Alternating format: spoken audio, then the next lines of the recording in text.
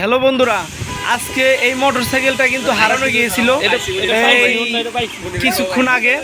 তা আমার চাচতো ভাই তুহিন মোল্লা কিন্তু ও অনেক এই হুন্ডার জন্য ঘোরাঘুরি করতেছে, অনেক ব্যস্ততা, মাথা মনে করেন ঠিক নেই। আর এটাই স্বাভাবিক। এই যে 1295 নাম্বার মানিগঞ্জ আর আমার বন্ধু আলমাস ওই দিক থেকে ওদেরও মাথা নষ্ট হয়ে গেছে, ওরাও খোঁজাখুঁজি করতেছে মানুষের মাধ্যমে। আজকে কিন্তু সর্বশেষ খোঁজাখুঁজি করে কিন্তু মোটরসাইকেল অবশেষে ঠিকই পাইছি। তো যাই হোক, আপনারা এইভাবেই দোয়া করবেন আর হুন্ডা যেন এইভাবে না হারায়। আর আসলে তো বুঝতে পারেন, একটা হুন্ডা শখের একটা জিনিস, এটা হাত ছাড়া হয়ে গেলে একটু হারাইছে তো দূরের কথা, হারানোর কথা ভাবলেই কেমন যেন ভিতর থেকে একটা পার্দা ওঠে। যার হারায় সেই কিন্তু বুঝতে পারে। অবশেষ কিন্তু আমরা পেয়েছি।